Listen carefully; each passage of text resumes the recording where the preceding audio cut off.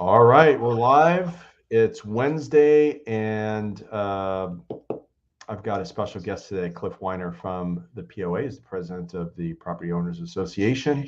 And we've got several things we're going to be talking about today.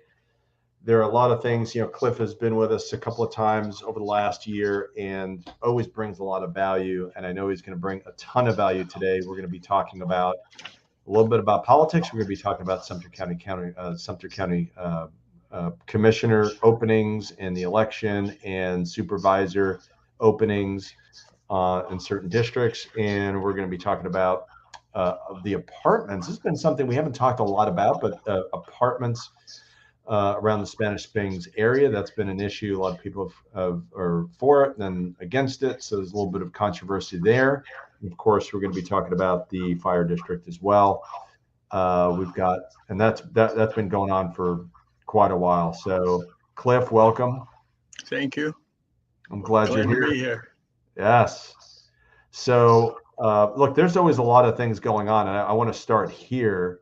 Usually we end here, but I want to start here because we live in a great place. Like there's, Village is like no other community in the country, in the world, I think, right? Like it's just an incredible thing that the developer has created. But of course, just like any great place, there's always going to be some issues. And something that the POA does, as Cliff will probably tell us as well, is you guys are the watchdog for the citizens, for the residents here in the villages. So first of all, thank you for that. And what do you want to tackle first? Let's do the special fire district, Okay, if we good. could. Yeah, because let's do that. because that's really an important issue.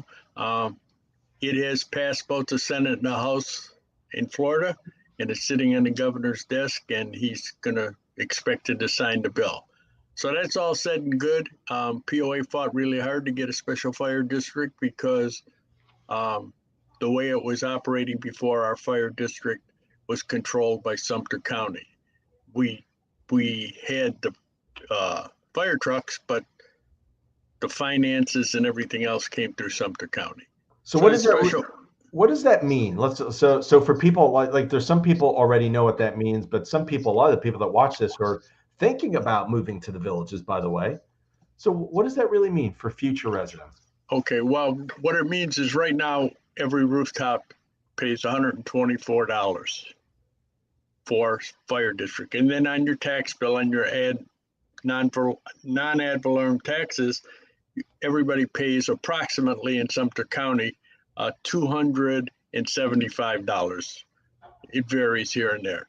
Okay, so that money goes to the tax collector in Sumter County, and then it's given to Sumter County, and the Public Safety Department submits a budget every year to Sumter County, and they decide how much money they're going to give them, and they usually give them what they need. I believe this year was almost $18 million, okay, to operate. What it would mean with the special fire district is there would be a board appointed of 5 people, or they would be appointed originally by the governor, but then after a certain period of time, they're elected by the residents, and they make the taxes. It's going to be done by taxes. And the issue is everybody's in favor of the special fire district. And by the way, the first 2 ambulances have come to the Public Safety Department. And come September 30th of this year, they're going to transport the patients either way. No matter what happens, they're still going to do the transporting. This whole special fire district is just about who controls the money. Okay? So the way it's going to work is you're going to be taxed per the assessed value of your house minus the land, either 0.58, 0.71, or 1 mil. And it's probably going to be 1 mil, okay? Now, the issue I'm having, because I've been working on this for a long time, is trying to determine what the land value of a house is. Okay, it's pretty easy to find out or figure out pretty damn close how much your house is worth, especially now with the prices soaring. So, and that's also going to be a factor, because if your house was $200,000 2 years ago and now it's $400,000, you're going to be paying more. So this isn't going to be cheap. And when people realize that, that's going to be the issue, because once the governor signs this bill in November, it will be on the ballot, and the residents of Sumter County, and only Sumter County, will be voting on this. So that's really kind of important. The residents of Marion County are not included in this. Marion County gets their transportation for and fire provided by Marion County. Lady Lake and Lake County will have an interlocal agreement, and that's still to be determined. So this is basically for Sumter County residents. So they're going to be paying this. And I want to make a point that you can go on districtgov.org website, and if you go down to the fourth item listed, it says you decide. And that's actually on the issue of the special fire district. And there's some information, frequently asked questions that you can read through and see how they're going to do this. But there's also, on the last page, there's also some examples of how much it's going to cost you if you live in a courtyard villa, a patio villa, designer home, a premier home. And these are for houses. And then there's also the issue of commercial property. And the developer will be paying more money than he's paying now. Unfortunately, his commercial property all has a cap on it of $10 million. So if a piece of property is valued at $17 million or $27 million, he's only going to be paying on $10 million. 17 is going to float. So there's some issues that are there, but it's important for people to look at this and really try to figure it out, because in the long run, they're going to have a final say as to whether or not it's a special fire district or not. If this fails on the ballot, Public Safety Department is still going to transport. It's just going to stay the way it is now. Sumter County will collect $124 per rooftop, plus whatever is on your non-ad valorem taxes, and they will, send the money to the Public Safety Department. It's a matter of who controls it right now. The POA is working very hard right now, trying to figure out a way that we can determine the land value of a house. So we can do some examples and take 6 or 7 or 8 pieces of property and decide, a premier, a courtyard villa, blah, blah, blah, so that we can help the residents figure out that if they live in a house that's valued at $400,000, how much it's actually going to cost. Because that's in the bottom line. That's all that everybody wants to know, is how much is this going to cost me out of my pocket? You're not going to see any difference anywhere else, except the transporting of the patients to the hospital is going to be better, because the Public Safety Department is going to be doing it rather than American Medical Response, which is AMR, which is doing it now for Sumter County. So in a nutshell, that's the way it works. But it's really important. This is strictly an issue for Sumter County residents. And look, it's so that's good information. And of course, location matters, right? Like, and this, Cliff, like properties that might be closer to Sumter Landing, a lot. If you've got an Amarillo, you got a Lantana, whatever model, that's 5 minutes golf cart ride to Sumter Landing is going to be different than you've got a 10-minute golf cart ride. Like, there is value there. So correct. That's interesting to figure that out. And it's going to be pretty hard to really pin it down until you actually get this. And by the way, I just want people on, this isn't going to happen if there's a special fire district. It probably won't go into effect until October of 2023. Gets voted on in 2022. If it passes, it's going to take them a year to really get this thing set up. It's not going to affect transportation or fire service. It's the inside logistics of how they're going to figure out how much everybody's going to pay. That's going to be the problem. But once they vote on it, and if it passes, you're stuck with the results. So it's important for people to try to get all the information they possibly can. POA's had a couple of articles in the bulletin on it. We will continue to do as much as we can before November. And then I say we're working on it really hard, and hopefully in the next month or so, we're going to have something really concrete. So obviously, district.gov, and of course the POA, and people can have access to the newsletter magazine that POA puts out on a monthly basis if they're out of the market. They Right? can go to our website, poaforus.org, and we put the bulletin on the website around the first of every month. Actually, it starts to get delivered on the first Monday of every month. So on the first Monday of every month, it's definitely up there. POA for us, the number 4. Number 4. .org. Very good, Glenn. Good job. All right, good. So anything else on the special fire district? No, it's just I just really stress even people that are moving here from out of state and everything else, because I know I originally 20 years ago came from Ohio. This place is like no place else up north. So it's really important that you do your due diligence to understand what you're getting involved in. And Glenn said it in the beginning, this is the best community in the world, or I wouldn't still be here after 20 years. But there are issues, and that's what we try to do. What we actually try to do is put out information so people can make their own decision. They're all smart enough to do that. They're smart enough to save enough money to move to the villages. They're smart enough to figure out what's right and what's wrong if they have the proper information. Well, and that's what the important thing is. I think you nailed it right there, Cliff. I've been saying this a lot, not only with this, but just everything else in life, right? Like, get educated. And as experts, what we need to be doing is providing that information and let people make their own decisions based on the education and the information they get. So I think that's smart. You want to attack the let's attack the apartment situation. Okay, the apartments at Spanish Springs. The developer has put in plans to put 7 apartments where Katie Bell's restaurant used to be. I think it's 2.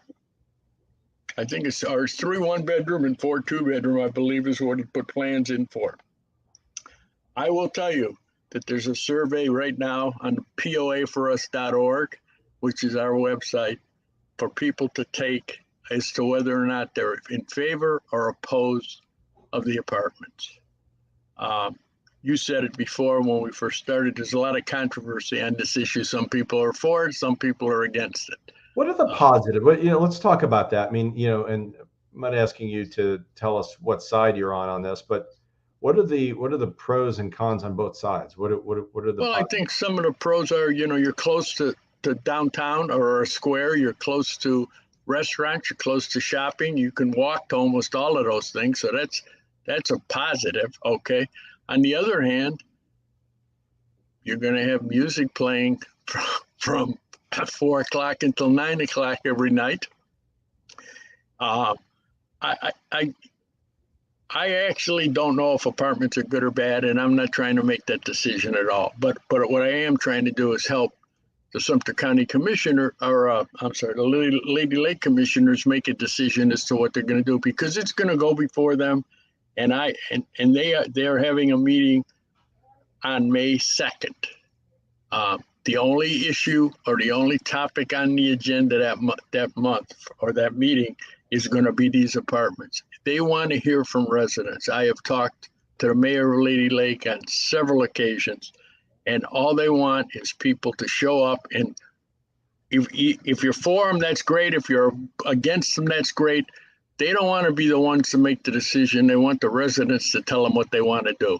So I think it's really, this is really an important issue, because there's things that have happened at Spanish Springs Town Square that aren't in the norm right now. The show's been closed for 2 years. The building permit expired 1.5 years ago, so nobody knows what's happening with the movie theater. There's all kinds of rumors floating, which I'm not even going to talk about, because I hate rumors, because usually they're not true. But they feel the same way I feel. Let the residents tell them what they want them to do. So your support is really, really, really an important issue. And if you live in District 1 or the historic side of the villages, or even District 2, those are the people that really count, because those are the people who are going to be affected the most by the apartments in the square. So that's the message I'm trying to get out. Let's help them make the right decision. I think it's really kind of important. our future sort of depends on it. I mean, I've been here and I remember when this town square was a lot different than it is right now. Is that a good thing or a bad thing? I don't know. Not for me to really make that decision, but. Well, it's also what's interesting, and whether it's good or bad, that's an interesting question. I'm not sure of it either. I think there's pros and cons, but also what it does set a precedent, whatever, right? Like it said, Correct. Right? Like if it's okay there, why not other places too? Well, and it's been talked about. Why not Lake Sumter? Okay, it's definitely been talked about. So it is kind of important to decide, do we want this precedent set? Has there been a hearing or a session, a public session set with Lady Lake? Is that upcoming? It's they've had many issues and talks about this, and they turned it down for a long time, and the developer just was going to sue them because they couldn't put them on, and there was an agreement they had that was started in 1987 with the developer and Lady Lake, and they rescinded the agreement with a little pressure, and this led to this happening, but they're still not in favor 100% of it, and that's so it's a split vote. Let's say they really don't know which way to go, so they want the residents to help them make that decision rather than 5 people sitting there making that decision. So if at all possible, if you can attend that meeting, take the survey, help them make the decision, I think you'll in the long run be happy you did. But we don't have a date set just yet. Well, yeah, May 2nd. Oh, May 2nd. Okay, good. May 2nd, 6 p.m. at the Lady Lake Town Hall on Fennell Road and 441. Good. I like that. And but by the way, is that limited to a certain geographic area? Like, is that okay? No. Could be anybody. Anybody can go. Okay. And anybody can take the survey, but they really are interested, or they'd like to hear from people that live in the historic side because it affects them the most, and actually districts 1 and 2. But anybody. Got it. I will be there. That's for sure. Well, you're not there. You don't live in either district. I don't live in either district. Correct. Where do you live, Cliff? No, don't answer that. I live in the Marion County section of the Villages, so I'm not even involved in the special fire district. Yeah, and look, that's something that's a testament to your position as president of the POA. Like it's the whole of the village. It's not just your area, of course. Let's talk a little about politics. There's a lot of stuff here. It's gotten a little bit complicated over really a lot of things, but there's some things that are happening that people need to know about. There are, unfortunately, there were only supposed to be 2 seats up for Sumter County Commission this election 2022, seats 2 and 4. And when I say districts 2 and 4 for them, they're different than the districts 2 and 4 of the villages. Okay, these are Sumter County district seats, and both of those seats are not actually in the villages primarily. Most of them are in South Sumter. So I just want to make that distinction. I live in District 4, but I'm not this District 4. So, so instead of that, though, because two of the commissioners, which I'm sure everybody that lives down here knows, were suspended for violation starting of the sunshine laws, which led to lying under oath, which is resulted in felony charges being assessed against them. So there are 4 seats that are now up instead of 2. 2 of the seats are for 4 years and 2 of the seats are for 2 years. So up until now, and I know I'm going to get myself in lots of trouble with this because I usually do, the developer has had people on this commission that have sided more with him than they have with the residents. In 2022, there were 3 seats up for election, and we got 3 people elected, which took that away from the developer. 2 of those people now have since been charged with, I'm not sure they're actually legitimate charges, but that's beside the point. That issue is off the table. What's important now is that people get to know the candidates that are running so the residents can make a valued determination as to who they want to represent them.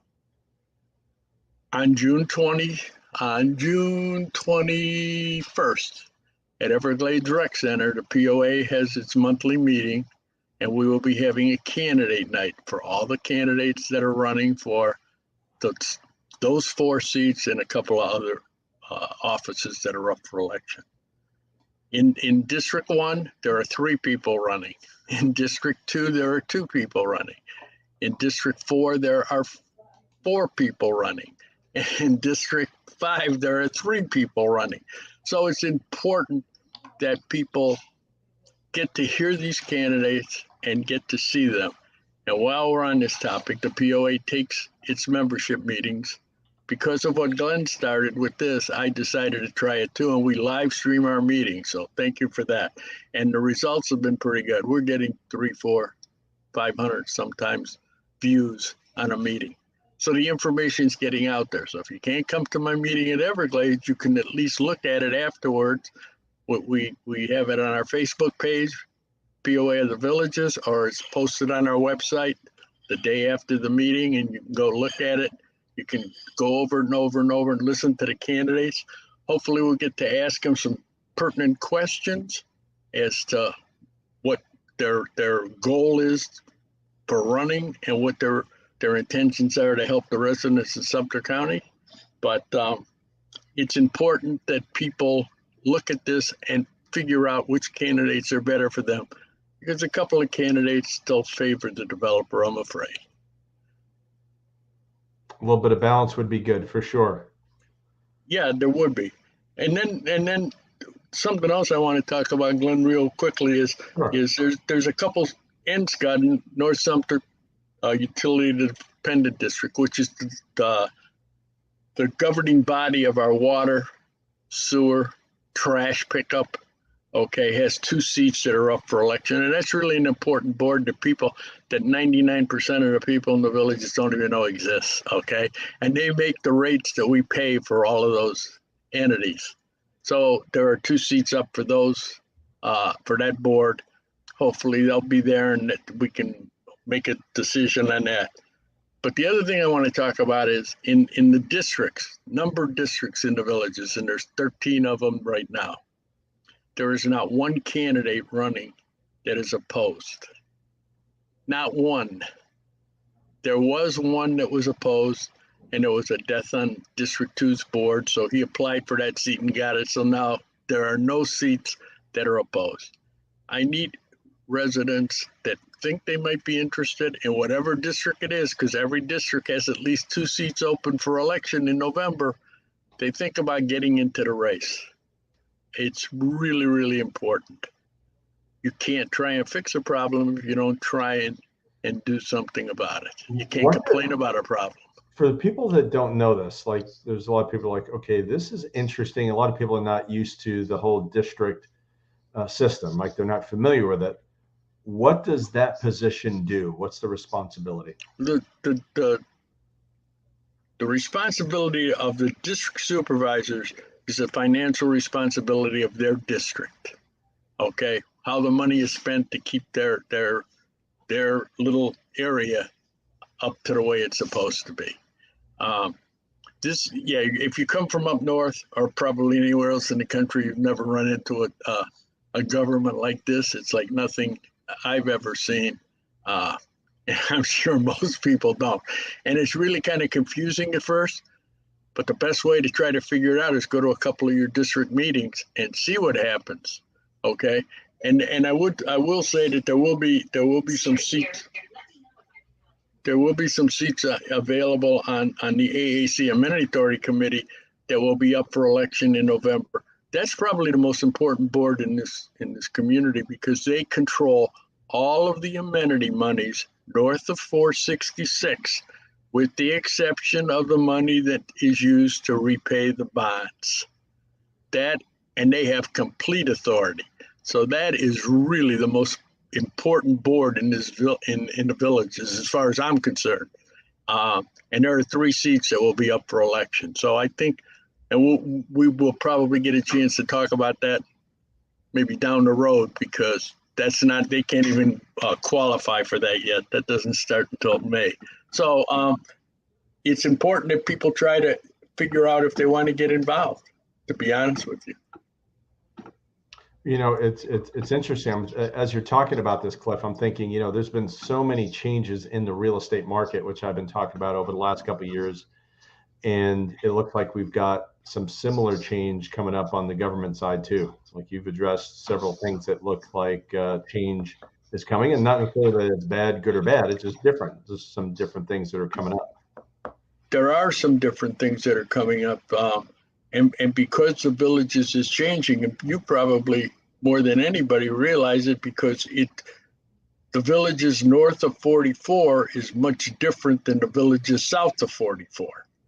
Much different, and it looks different. It's governed different, so there are lots of issues that are not similar, and that's what causes a lot of the problems, because they are so different. And I don't know how you get around it. I mean, it's not that it's a bad thing. It's just that people have to understand things aren't exactly the same, and that's, in a way, that's good. Like different states, right? Like it's very right, much right. So, but the point is that people need to take an interest, and unfortunately, lots of people move down here, and they're only interested in a couple of things. You know, is the sun going to shine tomorrow? Do I have a tea time? And there's more important things, especially when it involves you. And that's when I get a phone call usually, when something physically or personally involves them, and can I help them straighten it out. Speaking of which, if somebody does have an issue, if they want to get involved, if they want to become a member of the POA, or if they have questions about anything that we've talked about before, what's the best move? The best way is to call the POA phone number. It's 352-418-7372. And our email address is POA number 4 YOU@gmail.com. Excellent. Cliff, I appreciate it. Thank you, Glenn. Pleasure to do it, and we'll have to do it again soon. Look forward to it. Thank you, buddy.